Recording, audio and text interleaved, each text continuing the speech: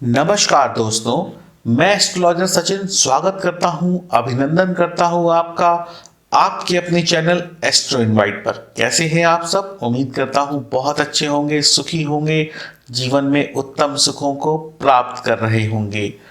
बात करते हैं मेष राशि। 5 और 6 जनवरी नवम भाव में बनेगा विष दोष।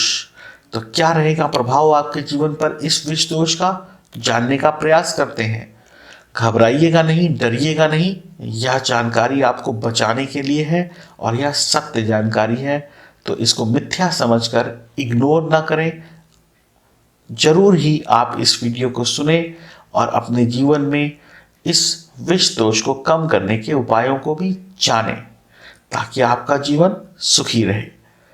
मैं एस्ट्रोलॉजर सचिन आपसे रिक्वेस्ट करता हूं कि आप सभी लोग चैनल को सब्सक्राइब कर लें, घंटी वाले निशान को अवश्य दबा दें।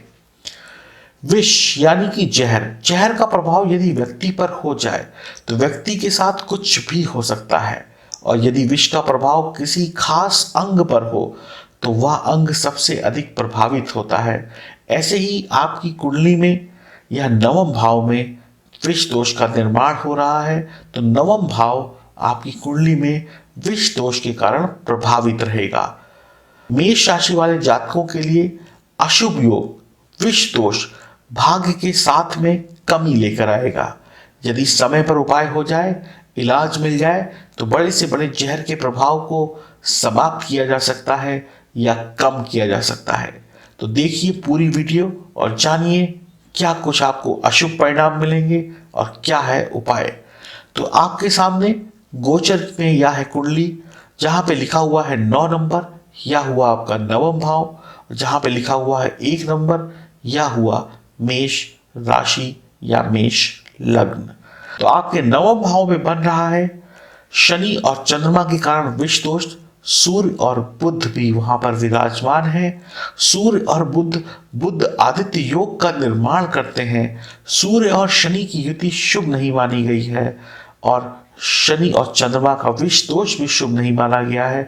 तो बहुत सारे शुभ अशुभ परिणाम आपको प्राप्त होंगे। शुभ कम होंगे, अशुभ ज्यादा होंगे। भाव नवम है, तो कहीं ना कहीं आपके भाग्य की स्पीड में कमी आएगी। तो ध्यान से सभी बातों को सुनिएगा। नवम भाव में विष दोष के बनने के कारण भाग्य की वृद्धि में कमी आएगी। मेहनत का परिणाम भी कम मिलेगा। कोर्ट कचहरी के मामले, घरेलू विवाद बढ़ सकते हैं या फिर उसमें असफलता मिल सकती है। सर दर्द, मानसिक पीड़ा व सेहत खराब रहेगी। विष दोष के कारण त्वचा संबंधी रोग हो सकते हैं, पीड़ा हो सकती है, कष्ट हो सकता है, सेहत खराब हो सकती है। संपत्ति के विवादों को बढ़ाता है नवम भाव का विष दोष। भाग्य में एक अवरोध पैदा कर देता है, या कहें होते होते कामों में रुकावट पैदा कर देता है, या कहें बनते बनते काम ऐसे रुकते हैं कि उनके बनने की संभावनाएं भी बहुत कम दिखाई पड़ने लगती हैं, या हर एक काम में विलंब होता है। तो ऐसे ही है विष दोष के परिणाम। सूर्य और शनि पिता पुत्र हैं, तो पिता पुत्र के रिश्तों में भी गर्माहट लेके आएगा, यानी कि गिरावट लेके आएगा। पिता पुत्र के रिश्ते भी कमजोर हो सकते हैं। पैतृक संपत्ति में विवाद हो सकता है।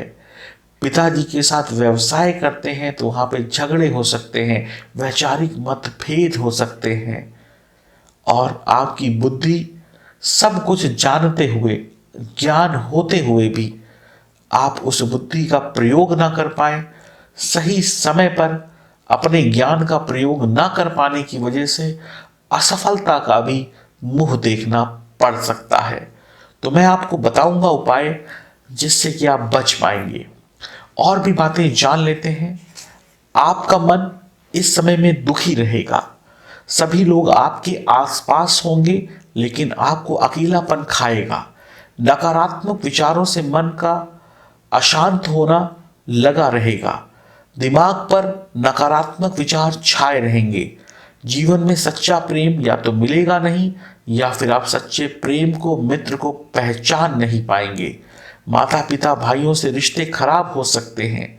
आपको ऐसा लगेगा जैसे सारे दोष आप में ही हैं, आपके अंदर ही सारी कमियां हैं। आप लोगों से दूर भागेंगे, स्वयं को दोषी मान लेंगे, लेकिन ऐसा बिल्कुल भी नहीं है कि आप दोषी हैं। वक्त खराब है, इसलिए सावधान रहने की आवश्यकता है, उपाय करने की आवश्यकता है। नौकरी हो, व्यापार हो, झगड़े वाद विवाद बढ़ सकते हैं। दुख, बदनामी, रोग, गरीबी, आलस, कर्ज का बोझ बढ़ सकता है। दिन परेशानियों भरा रहेगा, तनावग्रस्त रहेगा, पीड़ा में रहेगा, रात्रि में अनिद्रा रहेगी, रात करवट बदलते बदलते गुजरेगी और आप ठीक से सो नहीं पाएंगे और परेशान रहेंगे। वैवाहिक जीवन हो, प्रेम संबंध हो, जीवन साथी हो, प्रेमी हो, झगड़े वाद विवाद बिना बात के हो सकते हैं। किसी भी बात पे, छोटी बात पर भयानक झगड़ा संभव है। परिवार में अशांति, बच्चों का पढ़ाई में मन न लग पाना, किसी कंपटीशन परीक्षा में बैठना, तैयारी का अच्छा होना, लेकिन जब प्रश्न को देखा तो प्रश्न का उत्तर ही भूल गए, ऐसा कुछ हो सकता है। यानी कि जब मौका था तब आपकी बुद्धि ने आपका साथ नहीं दिया। यही प्रभाव है ग्रहण दोष का, यानी कि बुद्धि को भ्रष्ट कर देना, बुद्धि में विष को डाल देना। तो कोई बात नहीं, विष दोष को तो हम हटा नहीं सकते, लेकिन उपाय करके उसके प्रभाव को अवश्य ही प्रभावहीन कर सकते हैं। व्यापारिक फैसलों में घाटा होना, धन हानि होना, किसी के हाथों ठगे जाना, छल होना आपके साथ हो सकता है। आपको कोई बड़ी डील होते होते अचानक से रुक जाना बहुत निराश करेगा। वैवाहिक संबंध यदि आपके कहीं जुड़ रहे हैं, रिश्ते आ रहे हैं, अभी तक सब कुछ सही था, अचानक से वहां से टाल मटोल हो सकती है। सामने वाले आपको सीधा जवाब ना देकर ऐसा जवाब दें जो आपको और चिंता परेशानी में डाल दे, तो आपके बनते बनते शुभ काम भी बिगड़ सकते हैं। किसी पार्टी फंक्शन इत्यादि में जाने का मौका भी मिलेगा, लेकिन वहां पे पिता समान किसी बुजुर्ग व्यक्ति से या अपने से बड़े महिला पुरुष से वैचारिक मतभेद पार्टी का मजा किरकिरा कर सकते हैं। तो आपको सावधान रहने की बहुत आवश्यकता है। जैसा आपने सोचा था वैसा ना होगा, इसकी वजह से आपको और परेशानी होगी। त्वचा संबंधी रोग, आंखों में पीड़ा, पेट दर्द, दुर्घटना होने का पूरा योग बनता है। सावधान रहिएगा, वाहन इत्यादि संभल कर चलाइएगा। तो यह जानकारी आपको डराने के लिए नहीं, बचाने के लिए है। तो इसको गलत तरीके से मत लीजिएगा और उपाय अवश्य करिएगा। अब बात करते हैं उपाय की।